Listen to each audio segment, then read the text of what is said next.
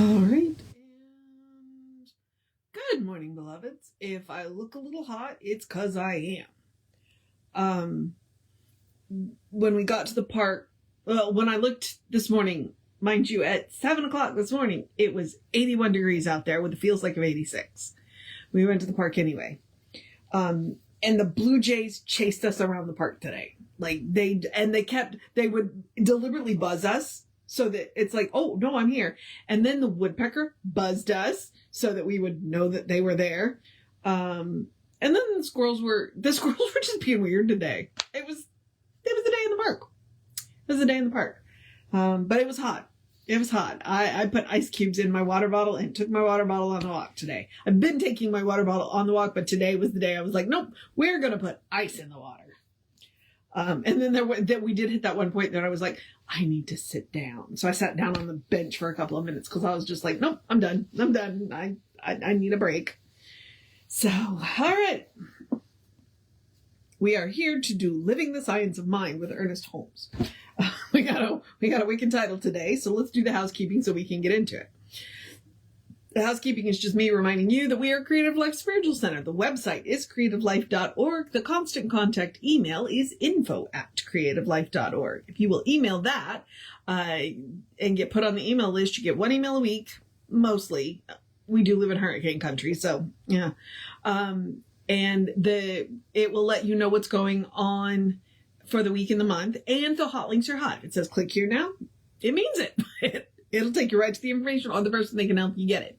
So there's that. And then there's also, it's a blind CC, meaning nobody will see your email. Nobody will get your email from us. You won't end up on anybody else's email list because of us. All right. So that's that. And yeah. Okay. I think that was it. And dang it.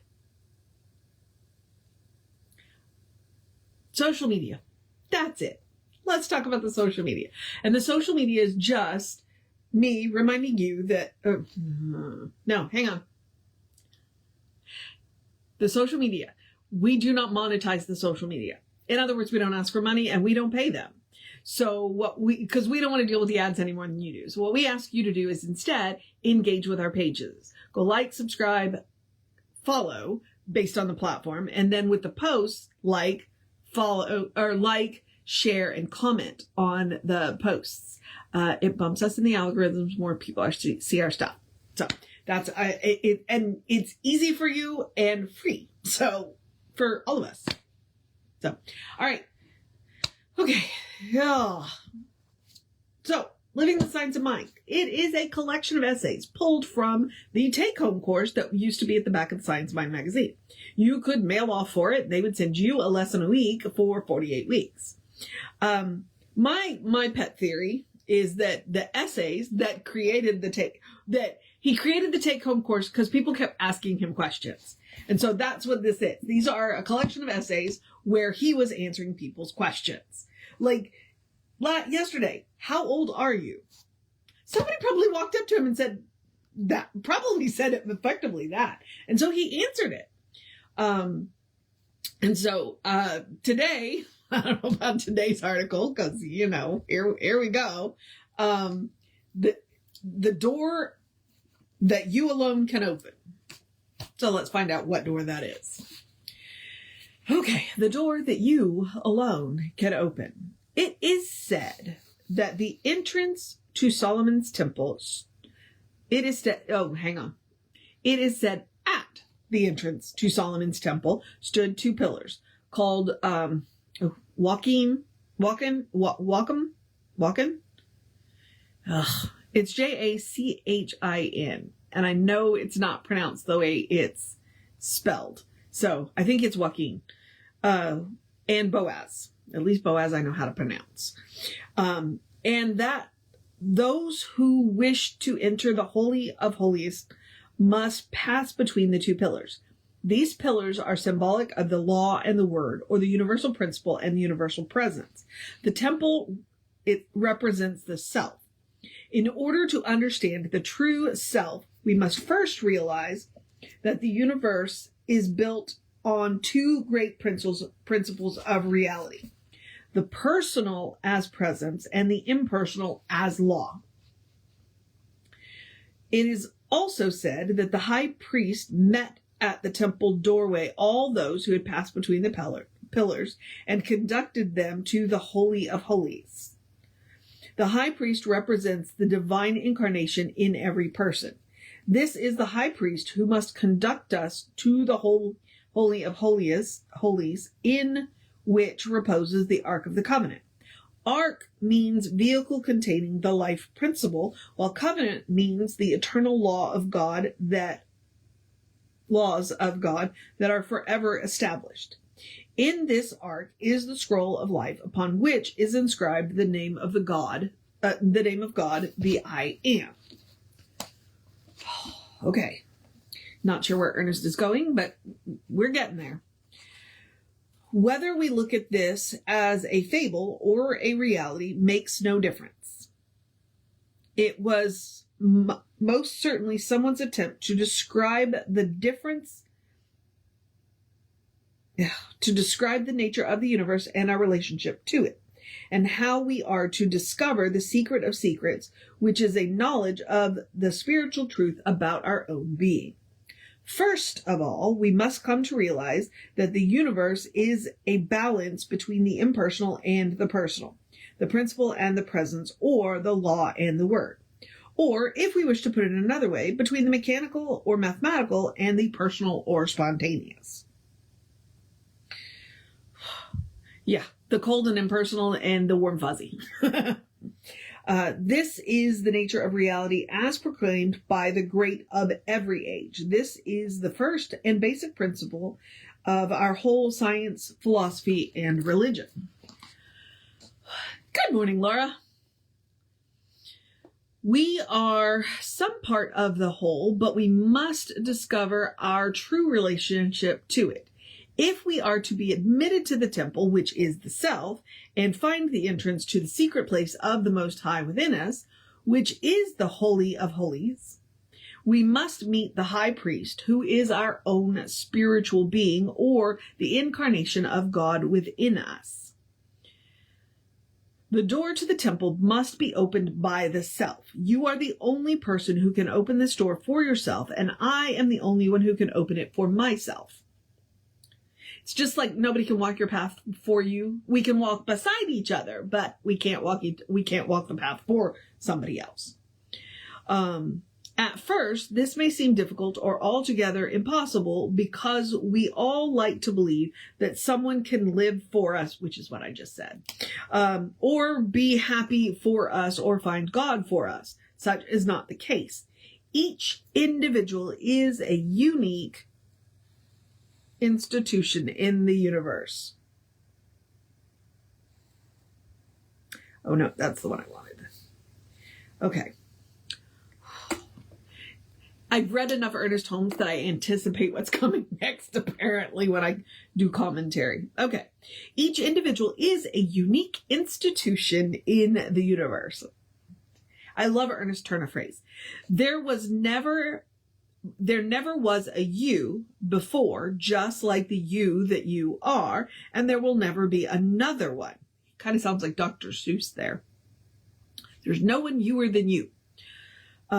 Nature never duplicates her creations, even though she multiplies them. There is a doorway or an entrance through which the mind must pass on its way to spiritual realization, and that door can be opened by none but the one who is to enter. Within each of us is a secret place of the Most High, the Holy of Holies, the Ark of the Covenant, the Scroll of Life, the sacred name of God. I mean, do you like the idea that the sacred name of God is written within you? I do. Okay.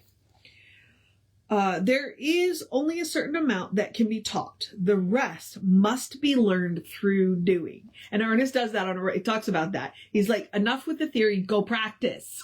That's why he calls us practitioners. Okay? Every person must discover God in their own way, but always within themselves. Now, there are many approaches to the door and no doubt many entrances to the Holy of Holies. Every great spiritual leader has found a door through which they have entered. As we study the spiritual systems of the ages, we discover that though the approach has been varied, the temple of the Spirit is one.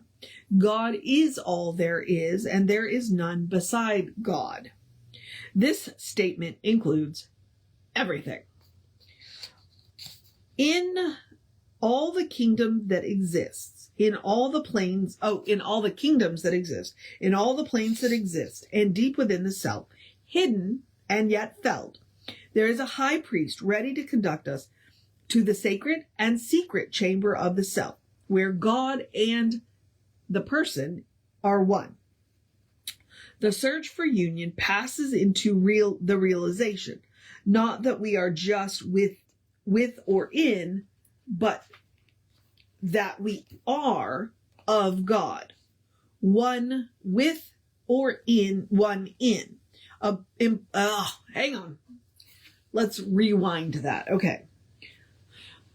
The search for union passes into the realization, not that we are just with or in, but that we are of God.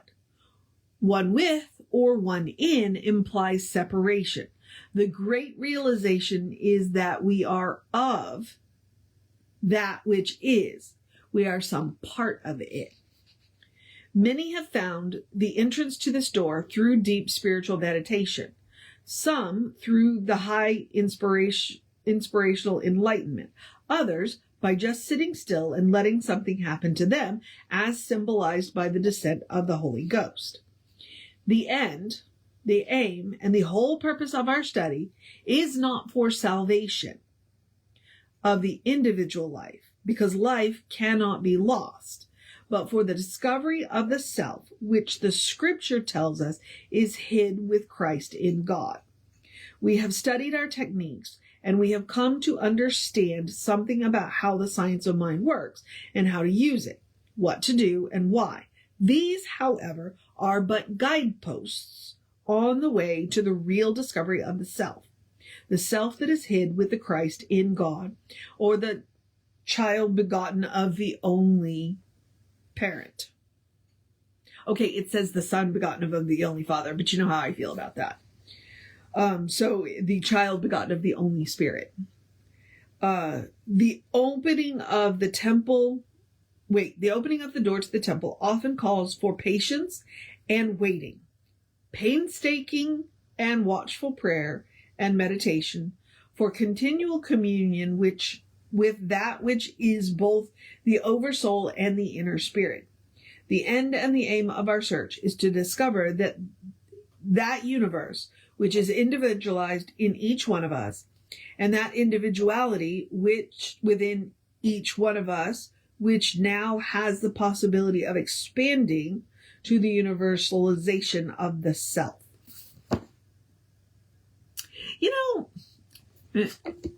I think that's one I'm going to have to go away and think of. Like yesterday, I read the article and he just kicked it into high gear for the last 2 paragraphs. And this one I'm like, what? I get it. I get it. The whole point of the whole article is to remind you that God is in you. You can search the highest mountain. You can search the deepest ocean. You can search to the farthest flung outreaches of space. Will you find God? Absolutely yes. But the place that each one of us should look, and rarely do, is within ourselves. It's the easiest place, which is why it's the hardest. That, and because we have grown up in religious systems that tell us that we're not worthy. We are not worthy vessels of the divine spirit. And yet that's exactly what we are. Because that's all there is. If that is all there is, then you are a worthy vessel for the divine spirit, because you are a vessel of the divine spirit. And no religion can take that away from you. No religion can deny you that fact. They can try and persuade you out of believing it, but it doesn't change the fact that that's what you are. And when you are ready to come to that realization, your world shifts. And honestly, he kind of gets into it, but it's like, continual. What do you do before enlightenment? You chop wood and carry water. What do you do after enlightenment? You chop wood and carry water, but you do it more mindfully. So, I still have, I've been to ministerial school. I graduated from ministerial school in 2017. And I've been an ordained minister for 3 years now, and a practicing minister for 7. And I still, every day get up and go through the normal things that everybody else does. What I try to do is do it more mindfully. I'm still human. I just, in those moments, recognize that I'm a spiritual being having a human experience. So, where's your door? Within you. And there is somebody waiting on the other side of the day to usher you in. And that, I think, is probably the best takeaway there. That there is somebody on the other side of that door waiting to usher you in. All right. So I'm going to move into the process of my day. I'm going to encourage you to do the same. And so here's where we encourage each other to have a great day, a wondrous day, a fantastic day, a magical day, an enchanted day, a wonderful day, an awesome day, an amazing day. A take care of business. No, it's Saturday, a catter day. Cuddle your fur babies day. Do something fun for yourself day. A take care of what you need to do day. A go to the dentist day for me. You got this day. A it'll all be okay day. A listen to some good music day. A read something fun for yourself day. Along with all of the, heady stuff. Make sure you make time to have a good laugh day, a good day. And if that is too much pressure, because I understand it is. Oh, you know what? Drink plenty of water day. Stay out of the sun between 10 and 2 day. And don't overheat day. There.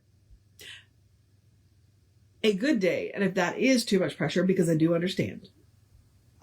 Because I've had a few of those lately. If that is too much pressure, simply have a day. You are enough, just as you are. You're a beloved expression of the divine. You are spirit in motion, God in action, a beautiful masterpiece and a work in progress at the same time, a brilliant light and a divine spark. And as Reverend Jesse likes to call us, you are godly. Explore the truth of your being. Get to know who the divine knows you to be. Because the divine knows you to be good. And from there, anything is possible. Anything at all is possible. All right, beloveds. I'm going to go eat something so that I can go brush and floss my teeth for my dental appointment. I love my dentist and I appreciate that they keep Saturday hours. So, take care of yourself. Oh, no. Reverend David should be on around 5 p.m. with you. I should be back with you around 9-ish. We go to the gym on Wednesdays during the summer, so 9-ish. Take care of yourself. Know that you are loved, and I will see you next time.